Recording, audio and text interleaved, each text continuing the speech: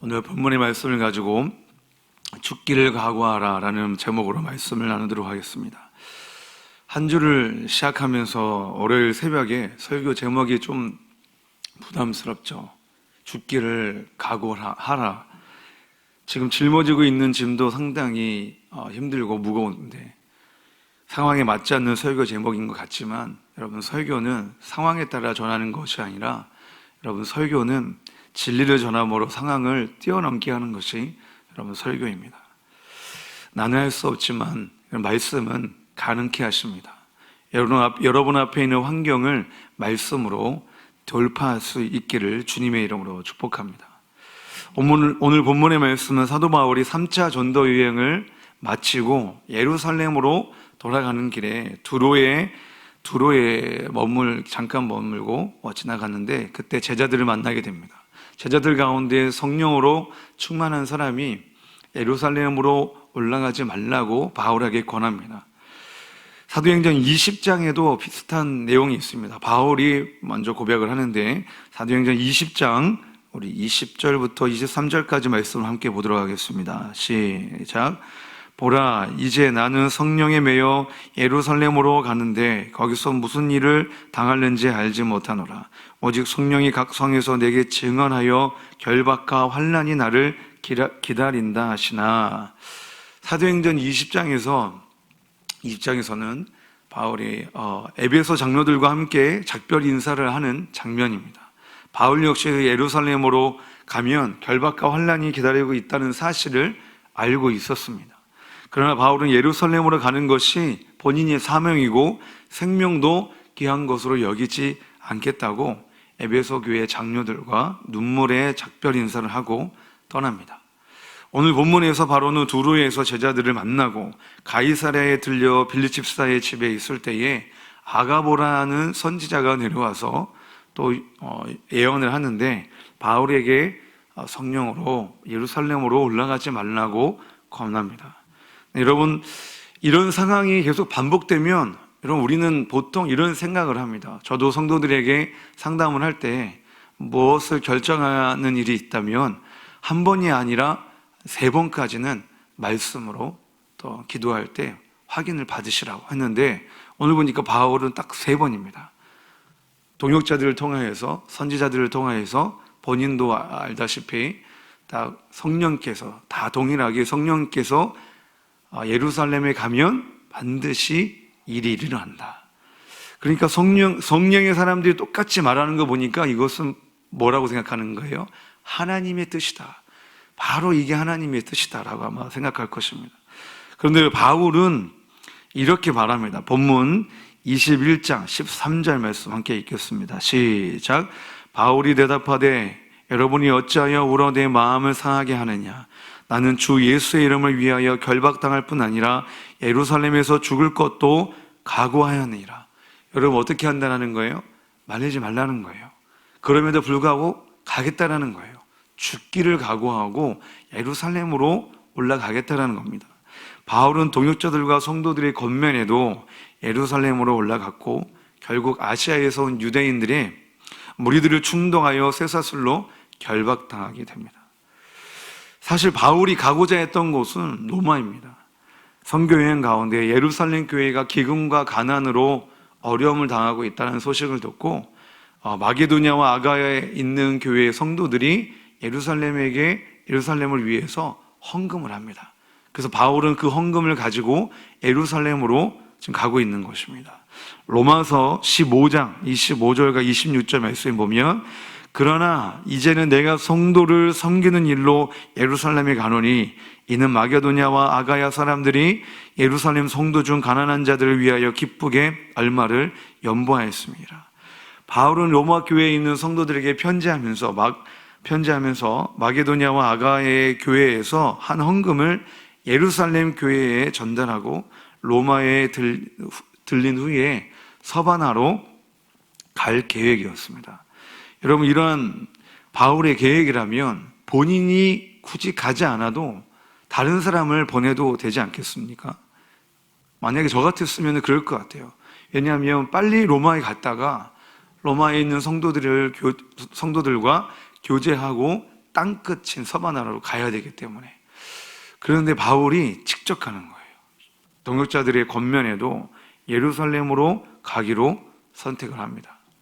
만약 여러분이라면 여러분 어떤 결정을 하시겠습니까? 주위에 있는 모든 사람들이 가지 말라고, 가면 큰일 난다고, 어려움을 당한다고 반드시, 왜냐하면 성령의 입으로, 성령을 통하여서 전했기 때문에.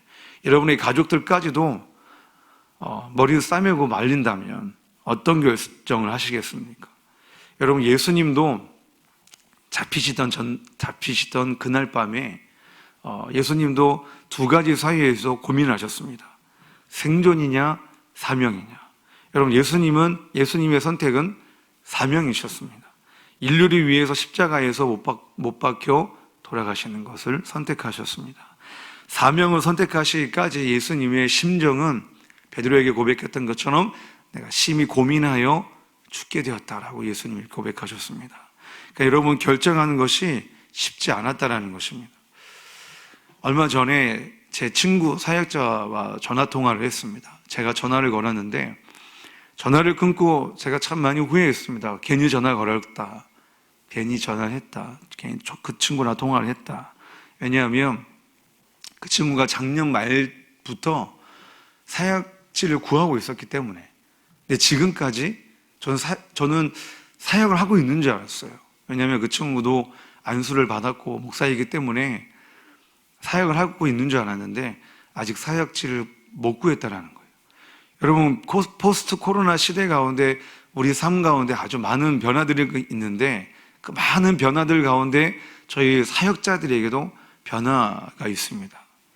한 번도 생각하지 못했던 건데 바로 뭐냐면 아주 중요한 결단을 해야 될지도 모른다는 겁니다. 생존이냐 사명이냐라는 거예요. 코로나 전 상황 가운데에서는요, 이렇게 고민하고 있는 사역자들이 있으면 저는 속으로 판단하고 정죄했어요. 무슨 선택이냐? 선택 딱 하나밖에 없지. 사명이지. 무슨 환경을 그러면 뭐하러 안수를 받고 뭐하러 사역의 길을 가겠나, 이렇게 생각했었거든요. 근데 지금도 같은 생각이긴 한데, 만약에 제가 그 상황이라면, 그 친구의 상황이라면 오랫동안 사역을 하지 못하고 있었다면 어떻게 생각하고 있을까? 저는 지금 사역하고 있기 때문에 그 상황이 되지 않아서 어떨까라는 생각이 들었습니다. 실제로 사명 따라 살고 싶어도요, 사역을 하고 싶어도 지금 사역할 교회가 없어서 쉬고 있는, 알바하고 있는, 생활전선에 뛰어든 사역자들이요 정말 많이 있습니다. 제 주위에.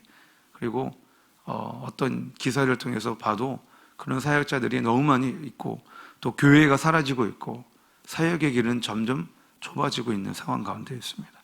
여러분, 그 사역자들이요 능력이 없어서 그렇겠습니까? 그 사역자들이 경험이 없어서 그렇겠습니까? 지금 한국에 들어와 계신 선교사님들 마찬가지, 지금 선교지로 가지도 못하고 선교지에서 비자가 취소가 돼가지고 어쩔 수 없이 한국으로 돌아오게 된 그런 상황들 가운데 있습니다.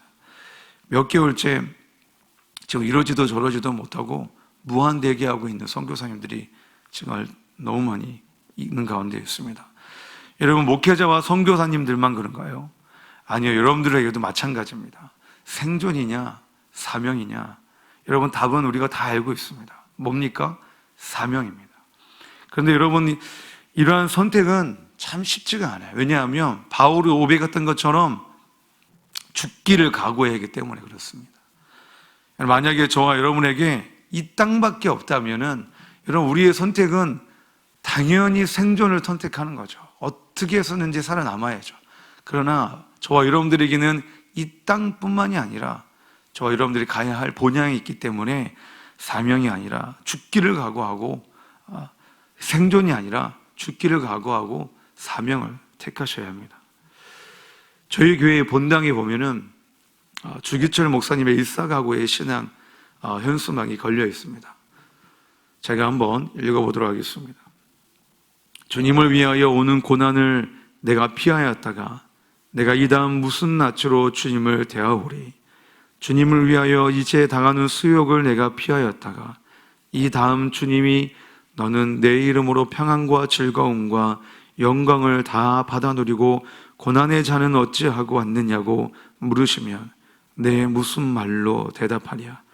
주님을 위하여 오는 십자가를 내가 이제 피하였다가 이 다음 주님이 너는 내가 준 유일한 유산인 고난의 십자가를 어찌하고 왔느냐고 물으시면 내 무슨 말로 대답하랴.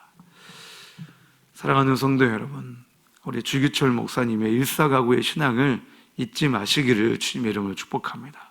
결정적인 순간이 왔을 때에 여러분 생존이 아니라 사명을 택하시는 저와 여러분 되시기를 주님의 이름으로 축복합니다.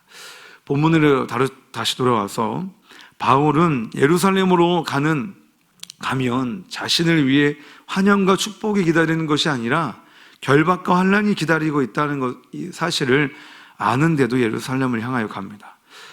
어떻게 바울은 사명을 위해 예루살렘에서 죽기까지 각오했을까? 여러분 로마서 8장 18절의 말씀을 보면 이렇게 기록되고 있습니다. 생각하건대 현재 고난은 장차 우리에게 나타날 영광과 비교할 수 없도다. 여기서 대조되는 것이 있는데 현재의 고난과 나타날 영광입니다. 여러분 현재의 고난은 지금 우리가 살고 있는 이 세상을 말하는 것이고요. 나타날 영광은 우리가 하나님 나라, 우리가 갈 하나님 나라를 말하고 있는 것입니다. 그러니까 이 세상과 하나님의 나라는 비교도 되지도 않는데 바울은 아주 확신에 차서 말을 합니다. 로마서 8장 38절부터 39절까지 말씀을 보면 내가 확신하노니 사망이나 생명이나 천사들이나 권세자들이나 현재일이나 장래일이나 능력이나 높음이나 기쁨이나 다른 어떤 피조물이라도 우리를 우리 주 그리스도 예수 안에 있는 하나님의 사랑에서 끊을 수 없으리라. 예수 안에 있는 자에게는 그 어떤 것도 끊을 수 없다고 확신하고 있습니다. 그래서 바울은 동역자들의 권면에도 흔들리지 않고 죽기를 각오하고 예루살렘으로 올라간 것입니다. 바울이 예루살렘으로 올라가면서 찬양을 했다면, 만약에 찬양을 했다면 아마 이 찬양을 했을 것 같아요. 죽음도 생명도 천사도 하늘의 어떤 권세도 끊을 수 없는 영원한 그 사랑 예수. 사랑하는 성도 여러분, 바울의 고백이 오늘날 저와 여러분들의 고백 되시기를 주님의 이름으로 축복합니다. 여러분, 바울에게 어떤 일이 있었길래 이런 고백을 할 수 있었을까요? 바울은 다메섹으로 가다가 예수님을 만나고 눈이 멀고 3일 동안 먹지도 못하고 마시지도 못했습니다. 그리고 그 이후에 다시 회복되자마자 예수님을 증거하게 됐습니다. 여러분, 예수 그리스도를 대적하는 자에서 예수님을 전하는 자로 여러분 바뀌게 된 겁니다. 여러분, 바울의 무엇이 바뀌게 된 겁니까? 바울의 주인이 바뀌게 된 것입니다. 여러분, 베드로도 예수님 만나자마자 뭐라고 고백합니까? 주여, 나를 떠나소서, 나는 죄인으로서이다. 사도 바울도 다메섹에서 예수님 만났을 때 주여 누구시오니까? 라고 이렇게 얘기했지 않았습니까? 여기서 주는 헬라어로 키리오스라고 합니다. 많이 들어보셨죠? 키리오스, 주는 키리오스. 근데 이 키리오스라는 말은요, 법적인 보호자, 법적인 주권자라는 그런 의미가 있습니다. 어떻게 하루아침에 주인이 바뀔 수 있었을까? 베드로와 바울이 새신자 교육을 한 것도 아니고 제자교육 한 것도 아니고 제자교육을 한 것도 아니지 않습니까? 요한복음 1장 12절의 말씀을 보면 영접하는 자, 곧 그 이름을 믿는 자들에게는 하나님의 자녀가 되는 권세를 주셨으니, 예수 그리스도를 영접하고 구주로 믿었기 때문에 베드로와 바울이 주인이 예수로 바뀌게 된 줄로 믿으시기 바랍니다. 그럼 여기서 생각할 수 있는 것은 베드로와 바울은 예수님 만나자마자 주인이 예수로 바뀌었는데 10년이고 20년이고 예수를 믿고 신앙생활하고 있는 우리는 왜 아직도 바뀌고 있지 않은지 한번 여러분에게 한번 질문해 보시기 바랍니다. 왜 바뀌고 있지 않을까? 왜 그대로인가? 마태복음 7장 21절 말씀을 이렇게 말씀하고 있습니다. 나더러 주여 주여 하는 자마다 다 천국에 들어갈 것이 아니요 다만 하늘에 계신 내 아버지의 뜻대로 행하는 자라에 들어가리라.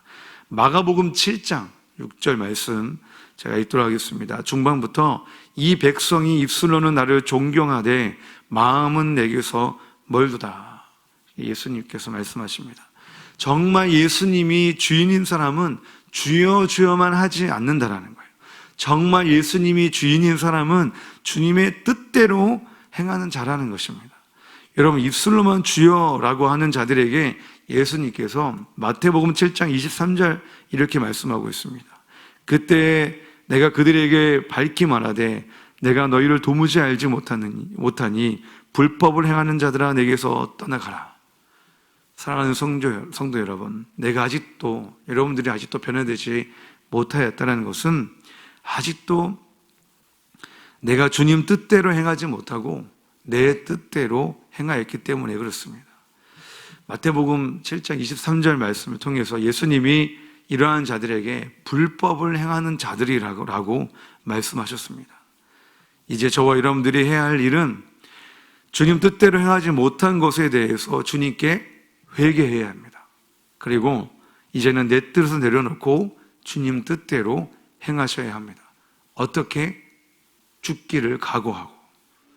뭐 그렇게까지 해야 해? 뭐 그렇게까지 믿어야 돼? 뭐 이렇게 생각할 수도 있습니다. 주기철 목사님이 감옥에 있을 때에 감옥 밖에서 아마 동역자들과 아마 성도들이 아마 그렇게 생각했을지도 몰라요. 그래서 주 목사님은 죽기를 각오하고 감옥에서 순교하셨습니다. 왜냐하면 그것이 주님의 뜻이기 때문에. 주기철 목사님의 순교의 열매가 일제시대와 6.25를 우리의 믿음의 선배들이 극복하게 된 것입니다. 요한복음 12장 24절 말씀에 한 알의 밀이 땅에 떨어져 죽지 않으면 한 알 그대로 있고 죽으면 많은 열매를 맺는다라고 말씀하고 있습니다. 인도의 어느 마을에서 일어났었던 실제 이야기를 하고 제가 마치려고 합니다. 인도의 어느 마을의 한 가족이 예수님을 예수 그리스도를 믿게 되었습니다.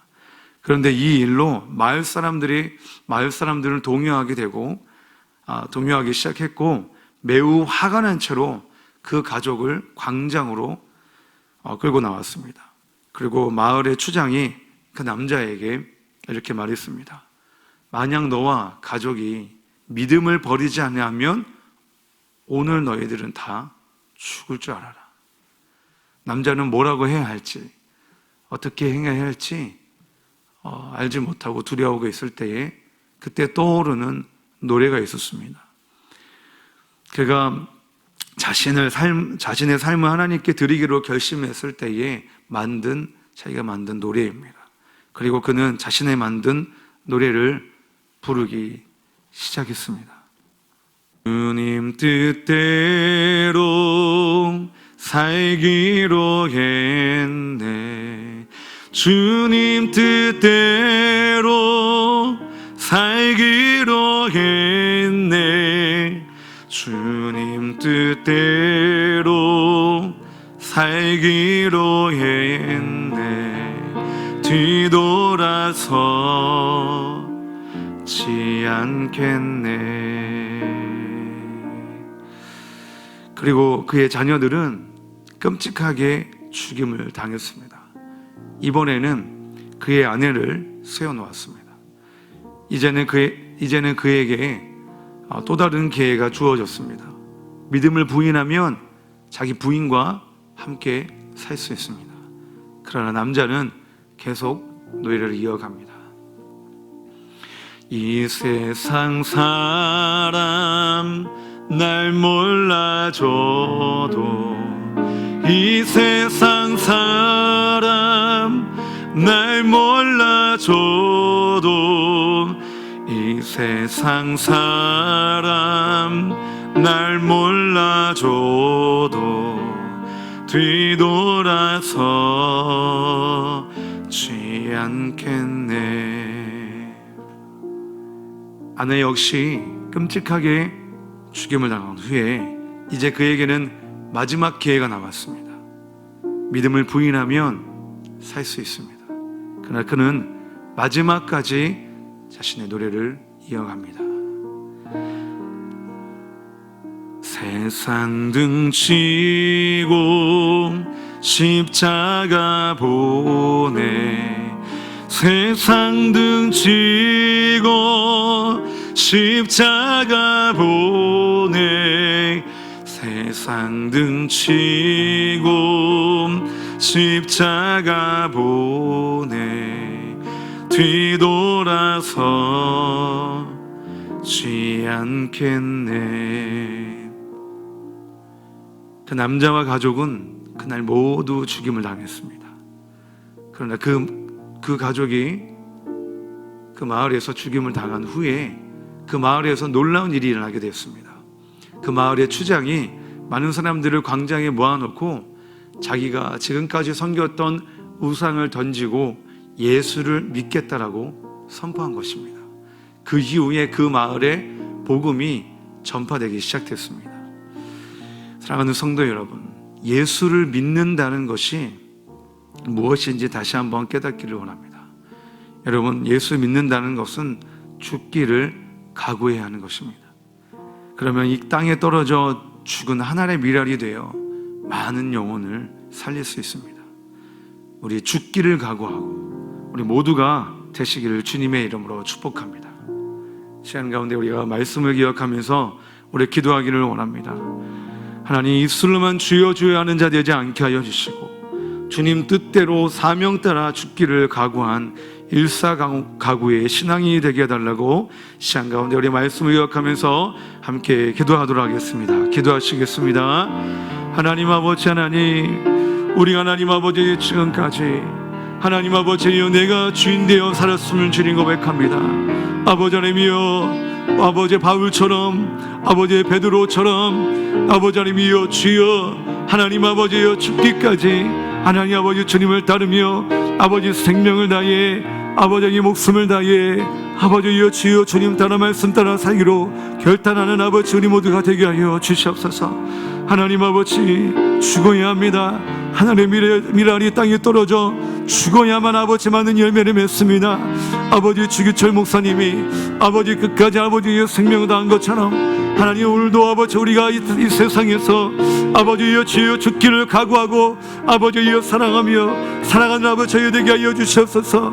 아버지여 두려워하지 않게 하여 주시고 담대함으로 아버지여 주여 말씀 따라 순종하며 나아가게 하여 주시옵소서. 죽기를 각오하라, 죽기를 각오하라. 이 말씀대로 아버지 우리가 아멘으로 갖게 하여 주시옵시고 고민하지 않게 하여 주옵시고 아버지여 주여 생존을 택하는 것이 아니라 사명을 택하여 아버지여 죽기로 각오하는 우리 모두가 되게 하여 주시옵소서. 하나님, 두려워하는 자를 떠나가게 하여 주시옵시고 아버지 성령 충만으로 아버지 오늘도 승리하며 살아가는 우리 모두가 될 수 있도록 하나님 축복하여 주시옵소서. 하나님 아버지, 우리는 지금까지 너무 쉽게 생활했음을 주님 고백합니다. 내 주를 위하여 살아야 하는데 내가 주인 되어 나를 위해 살아왔음을 고백합니다. 이 시간 회개하오니 이제는 주님의 뜻대로 살게 하여 주시고 일사가구의 신앙으로 죽기를 각오하는 주의 종들이 되어 많은 영혼을 살리는 하나의 미랄되게 하여 주시옵소서. 사랑하는 우리 성도들을 붙들어 주시사 세상이 감당하지 못할 믿음의 사람들로 세워주시고 오늘도 내일도 날마다 예수 안에서 승리케 하여 주시옵소서. 감사하며 예수님의 이름으로 기도드렸사옵나이다. 아멘. 주여 주여 주여. 하나님 아버지, 하나님 주여 사명 따라 살게 하여 주시옵소서. 주여 말씀 따라 살게 하여 주시옵소서. 죽기를 각오하고 주여 아버지 순종하며 많은 영혼들을 살려내는 하나님의 미랄 될 수 있도록 하나님이여 우리를 붙들어 주시옵소서.